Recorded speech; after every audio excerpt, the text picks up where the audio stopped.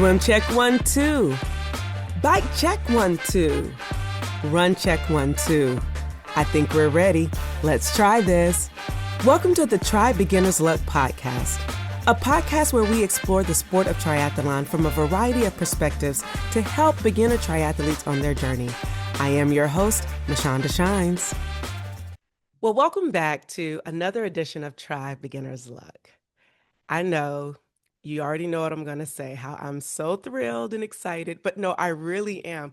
I woke up this morning like a kid who's going under the Christmas tree looking for that gift because I feel like today's guest is just that. There are some guests whose impact is so profound that trying to introduce them feels a little bit like trying to summarize the sunlight. You feel it, you know it, and it changes you. That's exactly that for me. He is a leader of leaders, a builder, a dreamer, hence the dream hat. You guys have seen this before. A man of action, and honestly, one of the most consistent and committed examples of integrity that I've ever had the honor to sit up under and learn from. He is the lead visionary of National Community Church in Washington, D.C., a community that has shaped the lives of thousands and continues to expand it across the city and the world. He is a New York Times bestselling author whose books and most recently,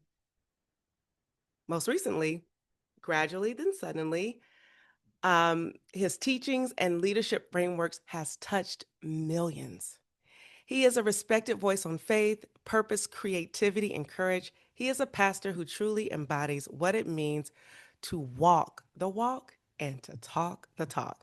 What drew me in from the beginning was this casual and relaxed culture at NCC. It felt like home from the beginning, from the sneakers to the sweatshirts to the easy conversations. And then there were the sports and analogies that are like, what? A pastor talking about sports on the well, I guess say the stage, the dais, but you know what I'm saying. That is when I said, now this is my language.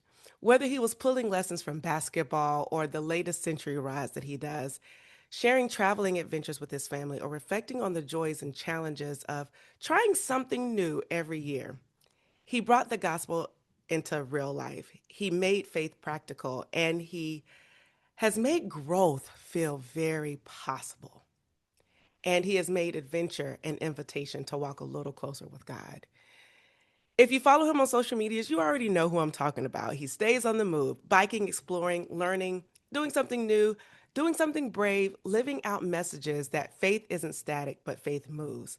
And as my pastor, as a model of what it means to lead with vision, humility, and heart, he has been a steady source of inspiration to me. And it is a true, true gift and honor to welcome to this audience Pastor Dr. Mark Batterson. Welcome to the Try Beginner's Luck podcast. How you doing? Doing great, Mashonda. This is fun. I can't believe we get to do this. Me either. I am like my stomach is doing black flips, my head. I'm just so excited because I think if I want to be really transparent, I didn't really think you could be creative, love God, and do all the things and be all the things in sports or pursue different athletic ventures, especially as a hobby, and still be able to have the balance to stay grounded. And I think being a part of NCC has liberated me in that way to be like, oh, we should be the most creative in the marketplace. We should be creative like God has created us to create. And if I'm transparent, this podcast happened and was created during the pandemic, Ha, look at that. amongst all things. And so, yeah, so it's an honor to be able to trace back to a person who's helped to elevate those around him,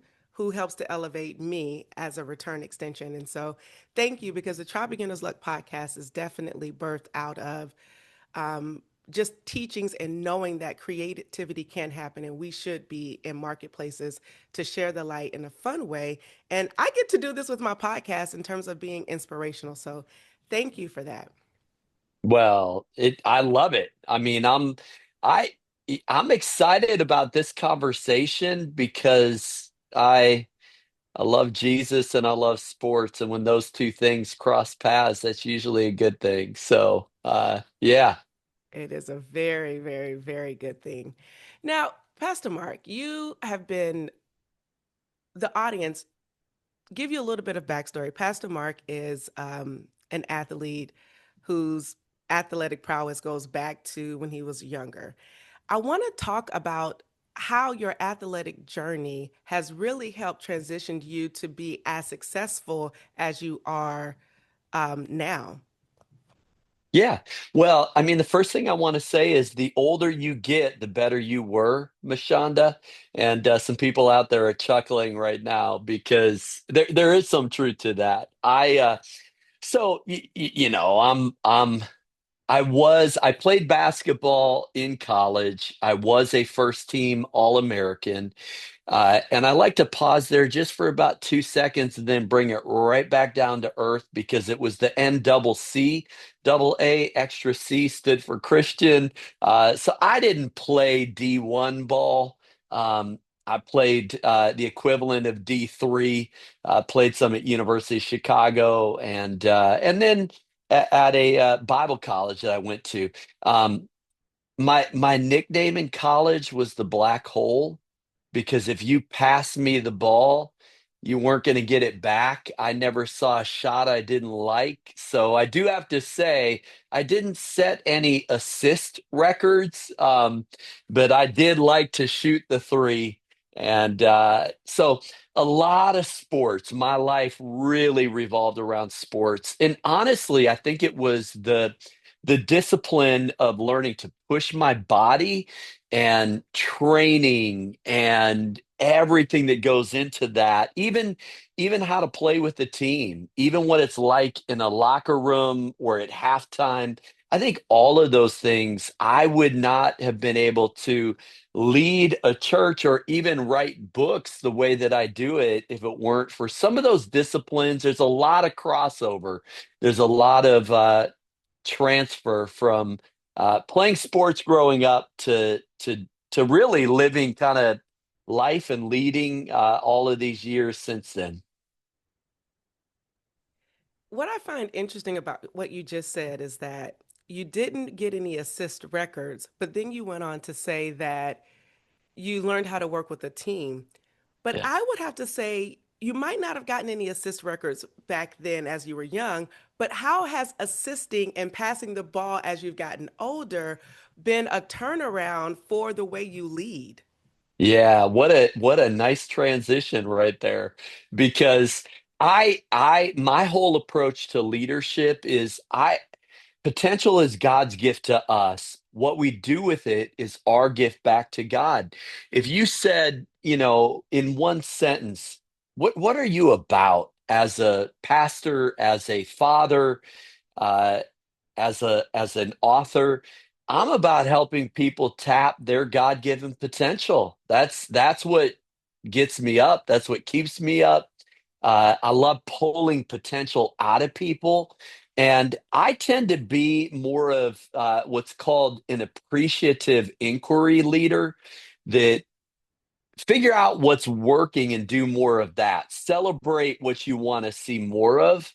And so I tend to be on the positive side of the equation, both as a player and I kind of see myself as a little bit of a spiritual coach, Mashonda, that's what pastors do. I feel like my job is to comfort the afflicted and afflict the comfortable and just push people towards growth.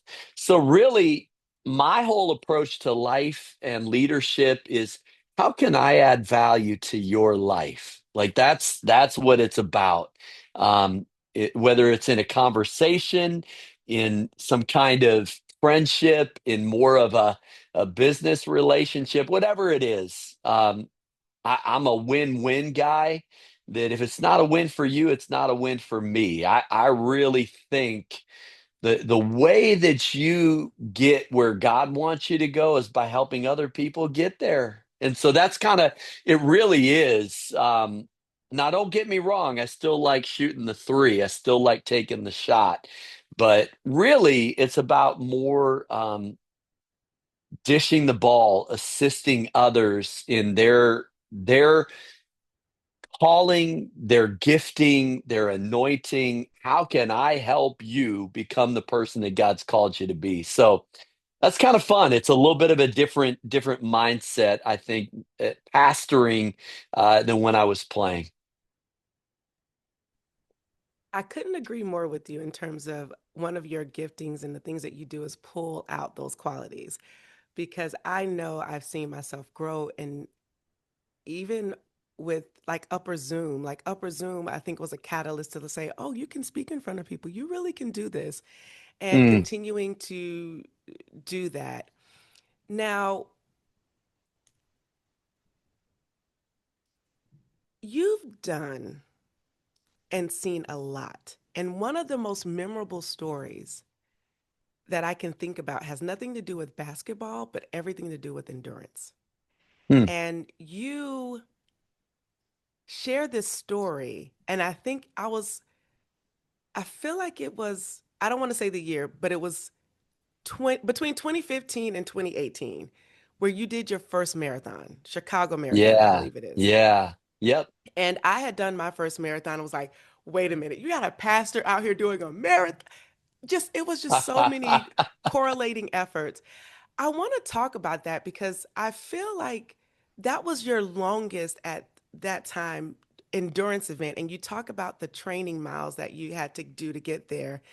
And you also, it was a miracle because you had asthma, and that was an opportunity to trust God with healing your body and testing those limits.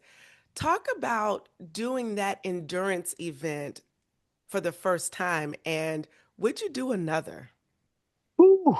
Yeah. That's a great question. Um I thought about doing another. Part of it is like it's crazy, isn't it? We love punishing our bodies and but there's just something so exhilarating kind of pushing to human physical limits. Yeah. I'll share a little bit about the asthma piece because it's a part of my story, but quick question for you and then I'll answer it as well.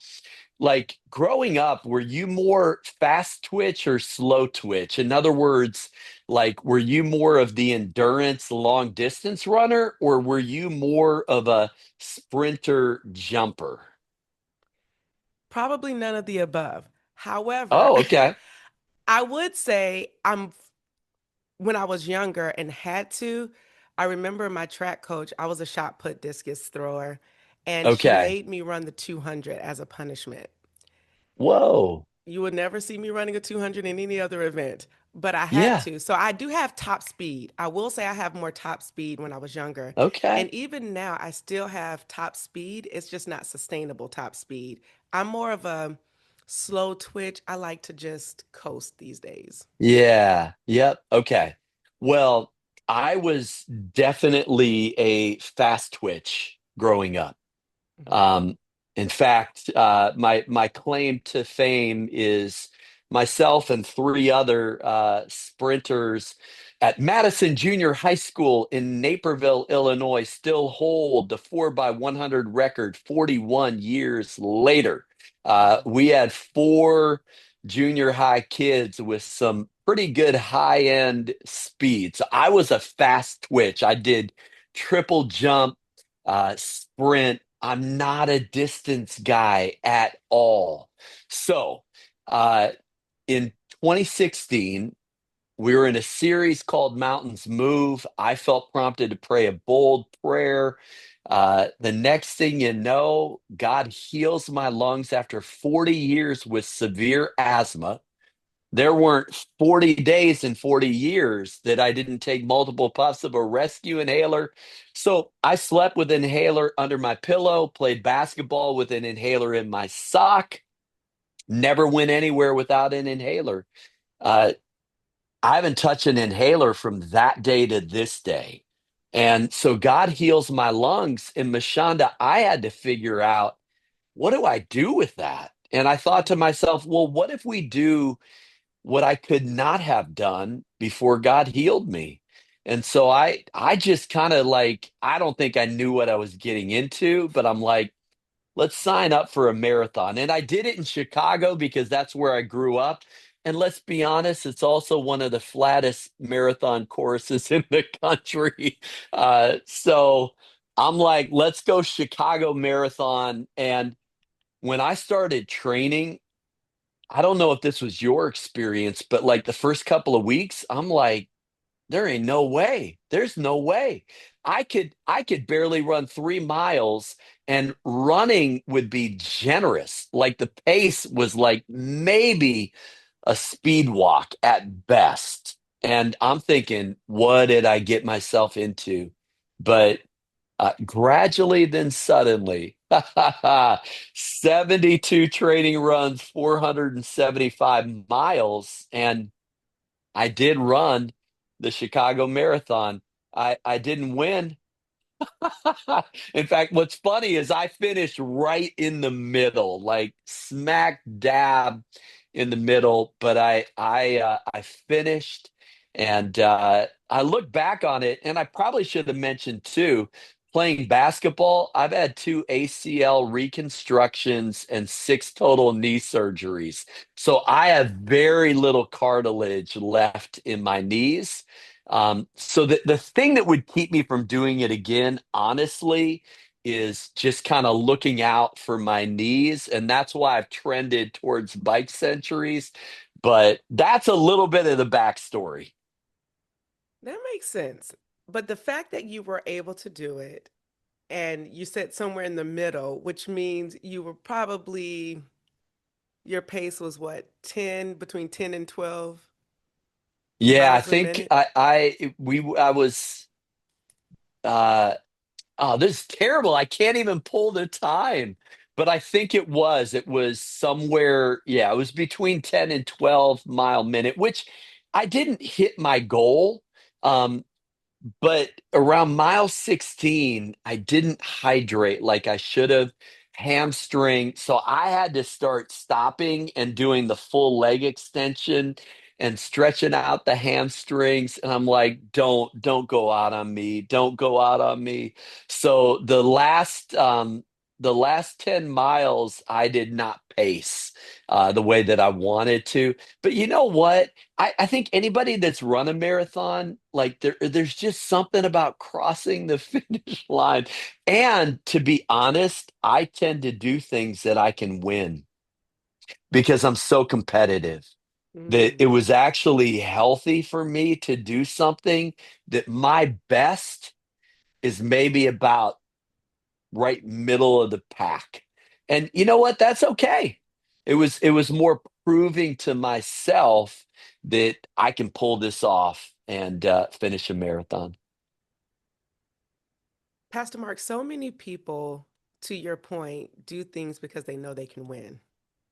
And it takes a lot of growth and a mindset shift to do something and know that you may not, one, reach your goals. And even if you do, it does not mean you're a failure. It just means you have to keep growing and leaning into it.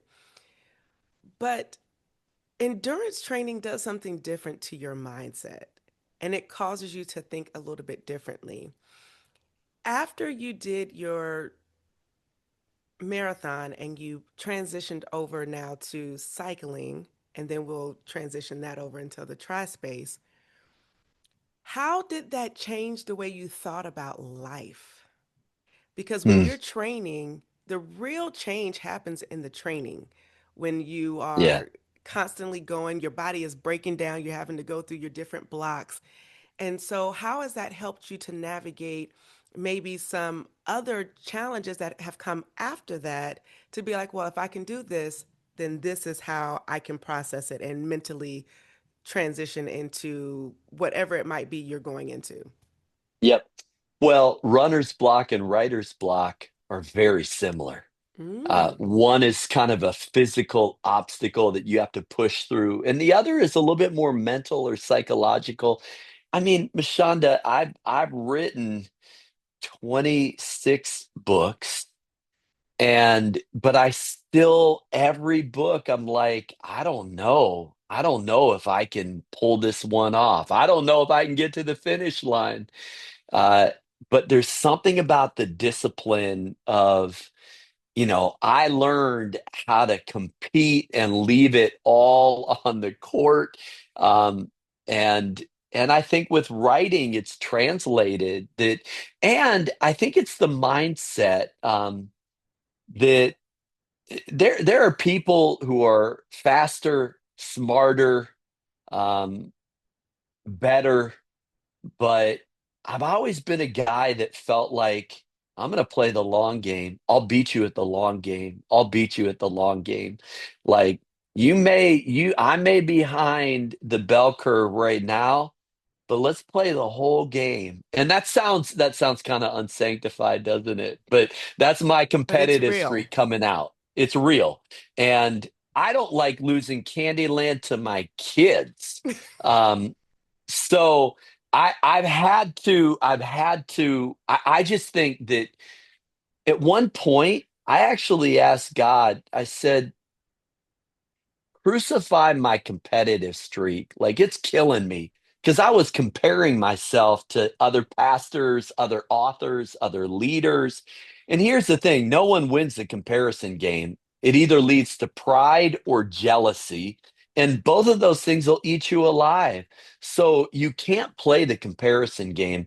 But I felt like the Holy Spirit said, I'm not going to crucify it, but I will sanctify it and I'll Mhm. use it for my purposes. So I'm someone who believes in criticize by creating. Like, quit pointing out how other people are doing stuff wrong. Just go and do it better. Write a better book, produce a better film, draft a draft better legislation, start a better business, make better music. Like, quit complaining about what other people are doing, and let's be more known for what we're for than what we're against. So I think what I've had to do is just let that competitive streak be sanctified and rerouted a little bit. And scripture does make a distinction between selfish ambition and holy ambition. And a guy named Oswald Chambers wrote a book called My Utmost for His Highest. So at the end of the day, I want to empty the tank. I want to give God my time, talent, treasure. And I think it's been sort of the athletic side that has really helped me kind of keep my life in balance. Like even now, like my goal is to keep doing centuries. Uh, into my I'm in my 50s, so into my 60s, 70s, 80s. Like I need a challenge that's gonna help me kind of push towards it. So that's how I'm wired. And I think there's a way that like I think spiritual disciplines and physical disciplines are not unrelated. When I'm disciplined in one area of my life, it helps me be more disciplined in another area of my life. So much to unpack there. And now I'm having an internal challenge of where do I go next? Because I had a question that I actually wrote out earlier because it's something that I know I thought about. So I was like, oh, if I think about it, then maybe somebody else will. And it's kind of related to what you said about writing better books, building better businesses, etc. And so what I want to speak to is people who just seem to just have it, right? The ones Mm, who roll out of bed, they can swim, they can bike, they can run, they can play basketball, and they're just naturally doing it with effortless grace. From the outside looking in, it can seem like they're leaping into success mm, and then straight into that suddenly. But for those of us, me primarily, who are in the trenches, learning slowly, building slowly, growing in gradual spaces, you spoke to that in terms of playing the long game. Your book gradually then suddenly speaks to the tension between natural gifting and what it takes to grow into something. Can you share a little bit about that? Because I'm telling you, I wrestle with it and I'm like, maybe it can help someone else who's gravitating with jumping into this sport. And they used to be, I'll just say, the track champion of their state. And now they're realizing when they can't swim and they're getting down on themselves.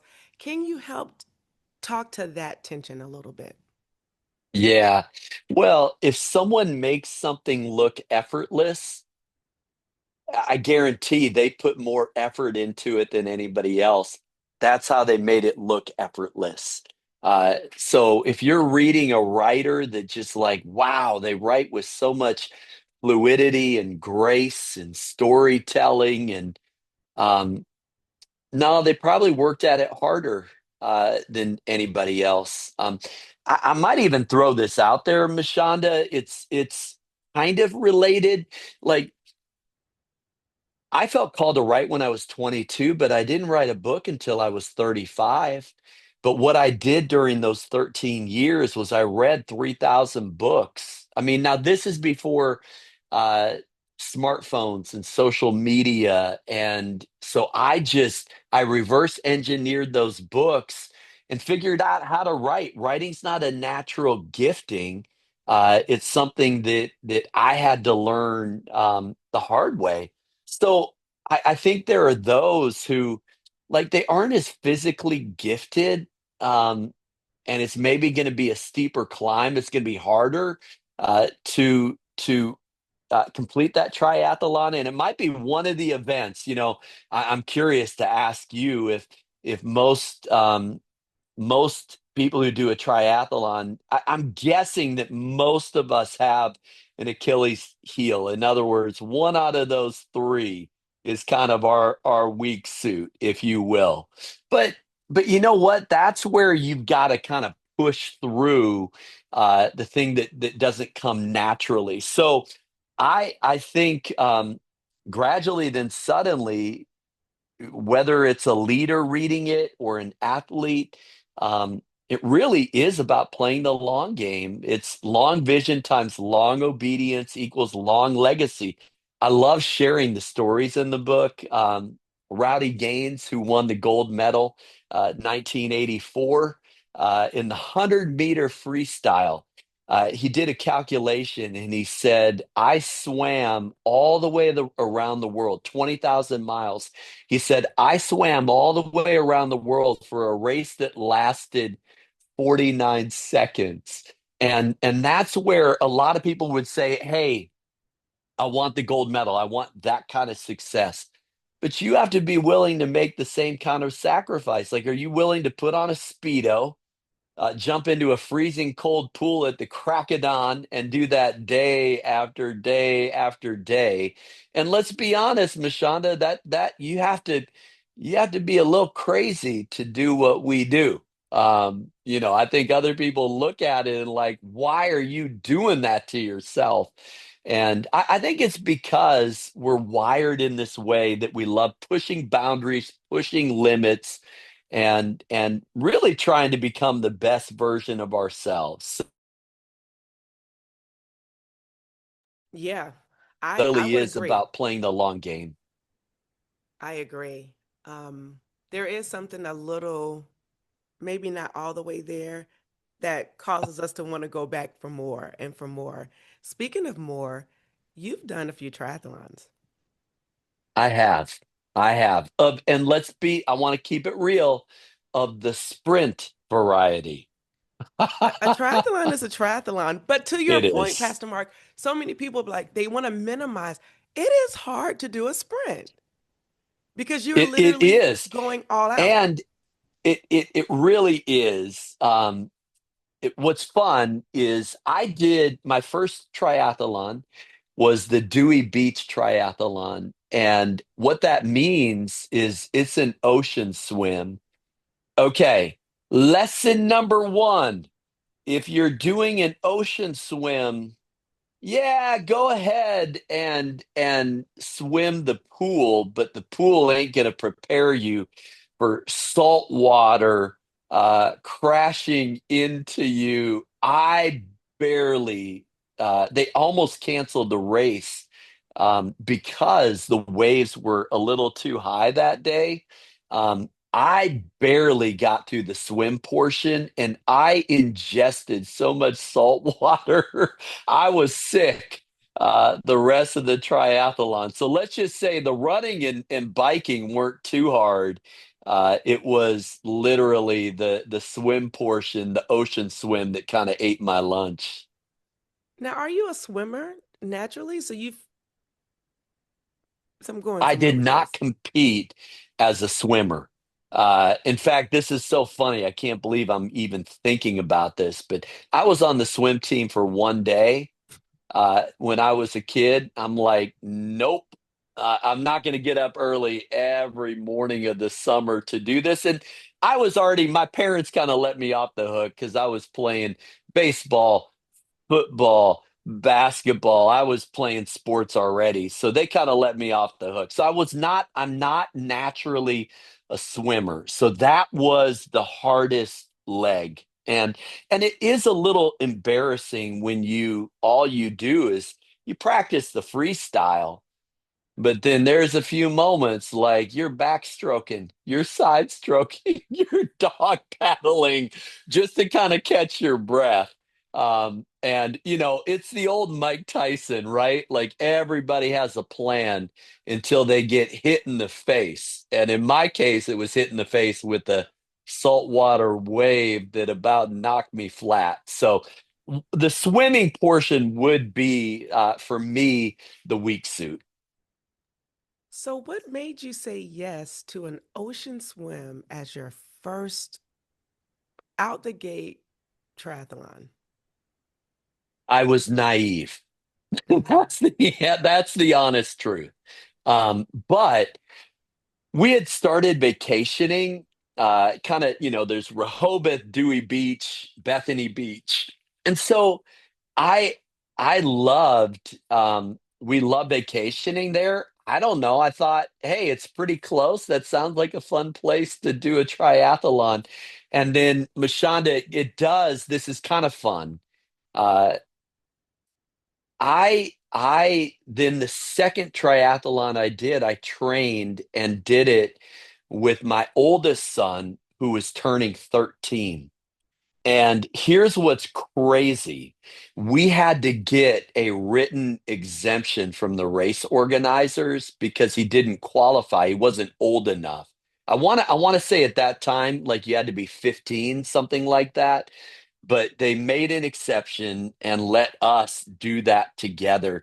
And it was one of the greatest moments of my life, training together, completing that triathlon together. It was part of a kind of a physical challenge that I presented to him kind of as he became a teenager. So I look back on it and it's one of the greatest memories ever. And the backstory there is, I have this life goal list of 100 life goals. And, and what I did is I started adding a relationship component than 2x when you do a triathlon uh, with someone you love, namely my son. So that made it an even more special experience. Wow. So, naivete is what gets all of us a lot, especially as you continue to progress in the different distances. And I love that you have this list, which speaks to the adventure part. And when I opened and saying how you always have adventure and make adventure really cool, but you bringing in someone into it, which is your son. I'm interested to know how your first bike went on the triathlon course and then your Yeah. first run Yep. because you continue. Well, let's just go from your first bike. Like you got out of the swim, you get to T1. What was that like? Yeah. Well, it was nerve-wracking. Like anybody who's done a triathlon, part of it is if you're not used to, setting up your transition zone and figuring out like, wait, I gotta put on these shoes and I've got to have my stuff ready to go and it's pretty nerve-wracking. Like that first morning, I'm like, am I even remembering everything for all three phases? Like I was such a rookie and I didn't really have anybody coach me. So but I got on the bike and to me, that's always the easiest segment. um, and so I blew through the bike. Now, Mashonda, we've done some training, not together, but both of us have done some bike training right there on I guess it would be Route 1. Is Route it one. Route 1? So, we've done that. Now, depending on which way that wind is blowing, like it's a factor out there. So I do remember, like, I think I had the wind at my back on the first half, and I'm like, this is easy. And then the bike back, I'm like, this is not easy. Um, but the bike portion, I felt really, really strong. Um, and it wasn't, again, it was a sprint. So I'm now doing, bike century. So I look back on it now and I'm like, that was like that literally was a bike sprint. So um but then you go into that phase 3.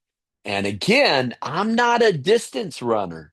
So I had to do a little pounding the quads a little bit at some point, and I don't know. Can I flip the question? Like, I have little mantras that help me when I'm competing. So, like, um, I'm like, uh take the hill, like whenever I'm biking a century and I'm like I've got some elevation, because I've done one of those bike centuries in Colorado.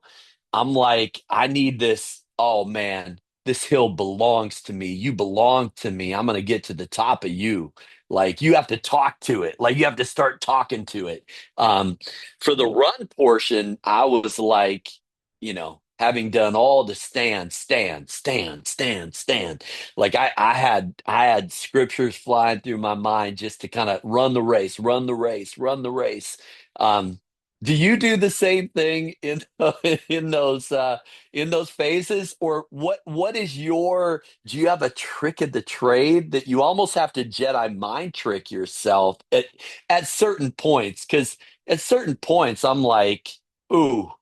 Hey, instead of doing that mile century, let's do the metric century. And you cop out and it ends up being 62, 63 miles instead of the 100 miler. So just curious if you have anything that goes through your head.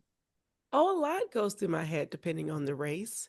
And a lot of that is, now, why are you out here again? Why did you sign up for this again? Um, I started doing for the bike portion, I have a computer and I can program my computer with different messages of inspiration. And Ah, one day I was doing it was a century in Delaware. Oh my gosh, it's escaping me right now. I think it's the Amish century. Amish okay. century in Delaware, and was training for a race, and I just was like, I got that. Don't judge. Sometimes all the things are not great, Pastor Mark, but I'm going to give you a good, clean version because you are my pastor. And one is I got that dog in me. And then I thought about it. I was Yes. like, wait a minute. And then so it comes up, I got that dog in me, God.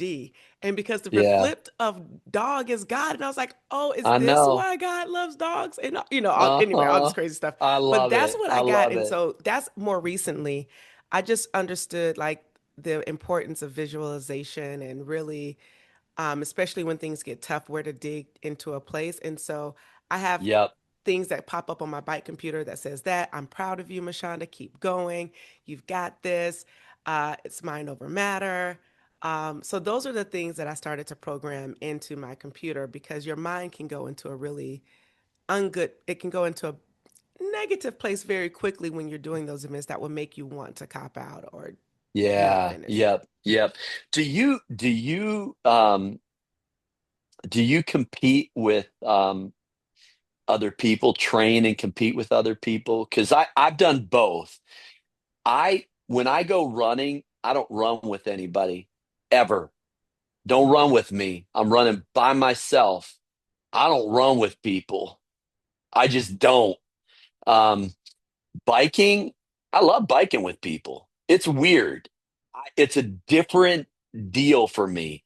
Biking, we can bike and talk. and shoot the breeze for 30 miles.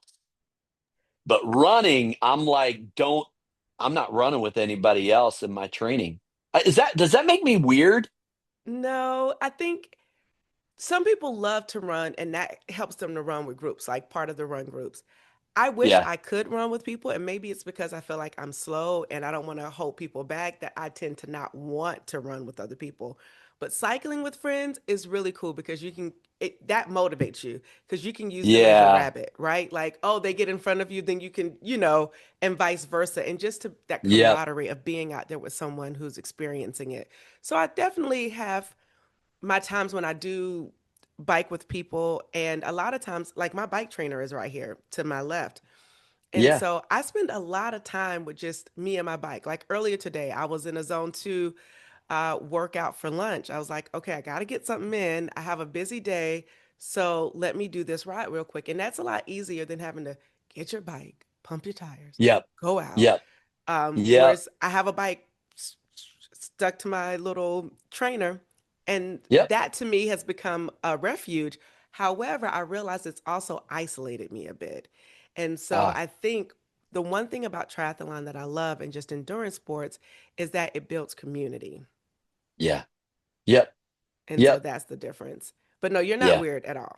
So let's talk about these century rides because you're Okay. in it and you are in it. I think you did what, 751 training miles this year? You are Yeah. in it. Yeah. Yeah. Well, I unlike my son-in-law, who is half my age, who could just kind of hop on a bike and power through. I can't do that anymore.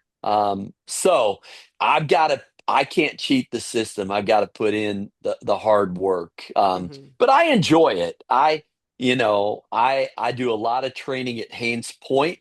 Um, Now, I did figure out this year it's a very flat training place, so I need to add some hills to the mix next time around. But yeah, I just biking is become the best friend of my knees. And so there's something about doing a bike century if I can pull it off. Um, every year, every other year. It kind of depends what I want that challenge to be. The thing that always mystifies me is, yeah, there's some cardio carryover, but really the muscle groupings. It is crazy to me that you can train for a century and bike century doesn't really help you in terms of running and vice versa. At least that's my experience. That those muscle groupings are so different, but the bike century has become sort of the focal point. And part of it is as a father, like you have to learn to love what your kids love.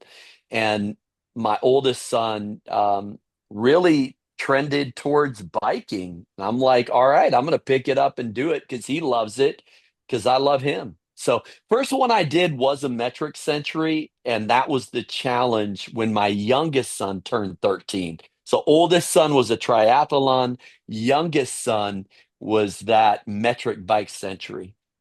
Wow. So your 13-year-old did a metric Yeah, century with you. Where yeah. was this metric century? That one was in Culpeper, so in Virginia, not too far away, But Hilly. uh, but hilly. In fact, the latest one. So I've done the Culpeper now 3 times, but this year I did the 100 miles, not the metric, and it was the elevation I think was more than 5,500 feet. So that's a pretty good. That's a pretty good climb when you add it all up.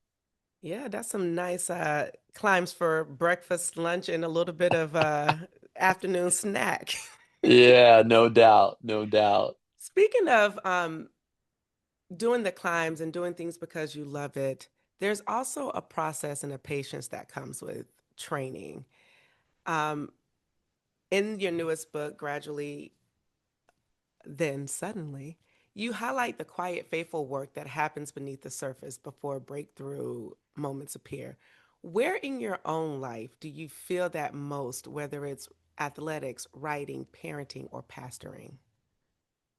I think it's all of the above. Mm, And it's certainly it's obvious and evident in the sports world. I don't care who it is, like it's going to be a long gradual climb, but then that success is going to come pretty suddenly, but usually after about 20 years of hard work. No one gets the 20% discount on the 10,000 hour rule. But I would say, even certainly as a leader, we're about to celebrate 30 years of leading National Community Church. And, mhm. you overestimate what you can do in a year or two, but you underestimate what God can do in 10 or 20. I would even say the same thing is true of marriage. My wife and I have been married 33 years. And what you realize is there is a compound effect. And there's something about just the day in, day out. And um, so I don't think you ever outgrow daily disciplines, whether they're physical or spiritual. You keep showing up, keep doing the right thing day in and day out. God has a way of showing up and showing off. And so I think, Mashonda, the challenge is that we want things to happen at the speed of light, but they generally happen at the speed of a seed that has to take root before it can bear fruit. So I think a lot of us get discouraged. We get stuck in the gradually stage. We give up on gradually. And I think the word of encouragement, really the purpose behind the book is no, don't give up on gradually. Like, man, it I'm a data point of one, but it took me 13 years to write that first book. Um, I'm not setting any records in the triathlon world or the marathon or bike century world, but I think there is something about just playing that long game and having a challenge to go after. And don't compare yourself to other people. What is that challenge for you? And then push yourself past your limits. And that's how and when and where growth happens. Pastor Mark, Yeah. you have often today, every question I've wanted to ask, you've kind of sort of answered it. And I'm like, what? I keep thinking, I'm like, he goes right into it. But you talk a lot too about stretching, staying teachable, and taking risk. What is a Yeah. lesson that you learned gradually that only made sense suddenly on? Wow. Well, that's a lot of life lessons. Maybe the first thing that comes to mind is, like, we all want to experience success, maybe professionally, occupationally, and that's going to look different for uh, whatever occupation you're in. It's going to look very, very different. But I think one of the things I discovered is the blessings of God will complicate your life. I think sin will complicate it in a way it shouldn't be complicated, but blessings will complicate your life in a way it should be complicated. Um, Honestly, the more money you make, the more complicated your taxes are. I mean, how many would say with me, complicate my life, Lord, complicate my life? Uh, I will say this, relationships, marriage, those things will complicate your life. Laura and I have three complications named Parker, Summer, and Josiah. I can't imagine my life without those complications. So I think one thing I've learned is you never reach like a zero gravity state where life is easy. Like, you still have to write the book, you have to train for the triathlon, you have to do your homework. There's never a shortcut, there's never a cheat code. So I think that's the big thing. And then maybe, Mashonda, one last lesson. The goal is not the goal. The goal is who Mm. you become in the process. And I think that's the big thing. Like, yeah, it's great if you can complete that triathlon, write that book, whatever goal it is you're going after. But really, it's about who are you becoming in the process. I think that's the big thing. And they hear that here often. So, Pastor Mark, thank you so, so much. We could talk. I have so many more questions, but we have this section that we like to end with a little bit of fun called rapid fire. These are Okay. fast questions, Pastor Mark, because Okay. as a pastor, you are not limited with your words. It's So, true. just putting it out there, I have to tell all the guests this, so you are not the first person. And perhaps maybe I should ask questions that are shorter. So, the first question we'll start off with is if Gradually Then Suddenly had a soundtrack, what is the first song on it? Yeah, the training montage from Rocky 4. Rocky 4? Yep. Yep. Okay. Training montage. Visualize Siberia. I'm going to listen to that. Mountains or ocean? That's a hard one. Mountains. Okay. Early mornings or late nights? Oh, early mornings. Hmm. Yeah, 90% of my creativity before 10 a.m. Mm.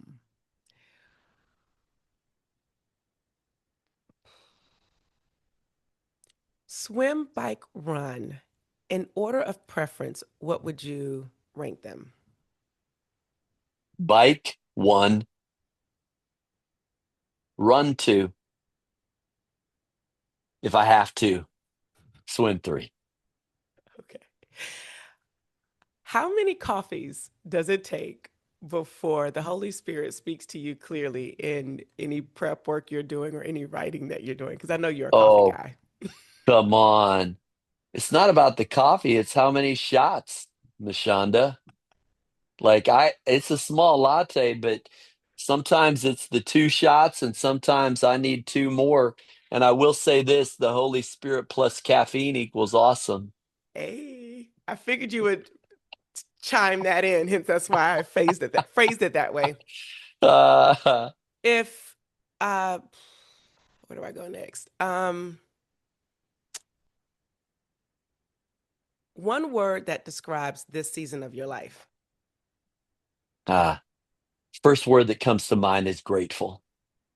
Mm. Either you take things for granted or you take them for gratitude. And my wife and I keep a gratitude journal, and it keeps us focused on the things we're grateful for. This is a little funny. That is so good. But sorry, my mind went straight to the next thing. Oh Fire gosh, away. see, I'm a little nervous, but it's fine. What takes more faith, writing a book or training and doing a century? Writing a book. Because the difference is writing a book is taking your heart out of your chest and putting it out there for everybody in the world. And even having written 26, 27 books, it's still a scary proposition. Mm. And we don't let people leave the podcast without asking them this. Brace yourself. Okay.